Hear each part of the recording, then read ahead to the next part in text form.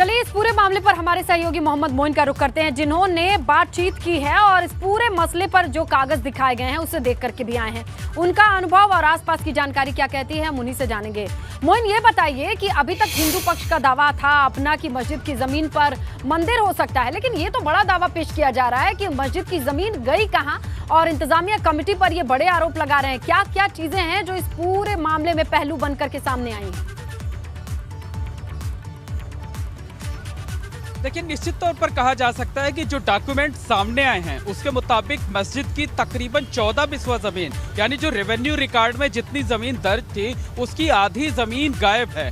वो आधी जमीन आखिरकार कहाँ गई, इसी बात को लेकर कोर्ट के सामने अर्जी दाखिल की गई है। कोर्ट से इस मामले में दखल देने की अपील की गई है और ये मांग की गई है कि कोर्ट इस बात का पता लगाए। तो जो राखी सिंह का वाद चल रहा है वाराणसी की जिला जज की कोर्ट में, उसमें पक्षकार बनने के लिए अर्जी दाखिल की गई है मुख्तार अहमद अंसारी की तरफ से। उनका साफ तौर पर कहना है कि अगर कोर्ट उनकी इस अर्जी को मंजूर कर लेती है, वो पक्षकार बनते हैं, तो वो सबसे पहले यही कहेंगे कि मुकदमे के बाकी हिस्से को सुनने के बजाय सबसे पहले उस जमीन का पता लगा लिया जाए कि वो जमीन आखिर कहाँ गई, क्योंकि अगर वो जमीन सामने आ जाती है तो आउट ऑफ कोर्ट भी सेटलमेंट हो सकता है। इसके लिए उन्होंने एक फार्मूला भी खोज निकाला है कि मस्जिद के आंगन में वजू खाने के अंदर जिस जगह शिवलिंग मिलने का दावा किया गया है, तो जांच के बाद अगर ये प्रमाणित हो जाता है कि वहां पर शिवलिंग है, तो जांच के बाद वो जगह हिंदुओं को दे दी जाए। और जो पुरानी जगह है नया एंगल सामने आया है और इसकी डिटेल्स हम लगातार दर्शकों तक पहुंचाएंगे। मोइन, आपकी ये जानकारी पर हमारी नजर बनी हुई है, लेकिन अभी वक्त एक छोटे से ब्रेक का है।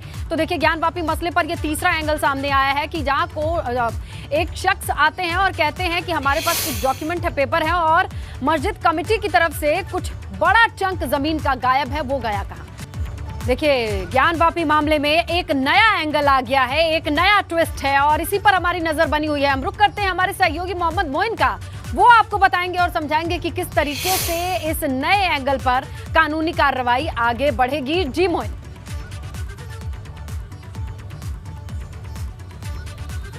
देखिए, इस पूरे विवाद में साफ है कि पहले जो मस्जिद की इंतजामिया कमेटी है या मस्जिद के जो पहले के पदाधिकारी हैं, उन पर यह आरोप लगा कि यहाँ पर मंदिर हुआ करता था, मंदिर की जगह को कब्जा किया गया, वहाँ पर मस्जिद का निर्माण कराया गया। अब मुस्लिम पक्ष के ही कुछ लोग ये आरोप लगा रहे हैं कि इंतजामिया कमेटी के लोगों ने मस्जिद की आधी जमीन बेच दी या तो मनमाने तरीके से किसी को दे दी, क्योंकि उन्होंने 140 साल पुराना एक रेवेन्यू रिकॉर्ड निकाला है। इस रिकॉर्ड के मुताबिक 1882 1883 में, यानी तकरीबन 140 साल पहले मस्जिद के नाम 1 बीघा 9 बिस्वा 6 धुर जमीन थी।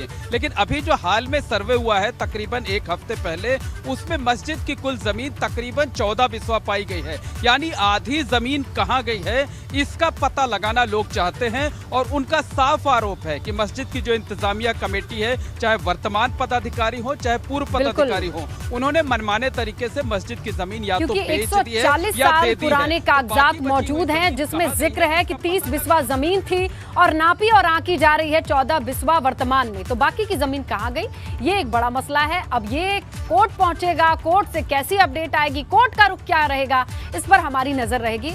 शुक्रिया मोइन तमाम जानकारी के लिए।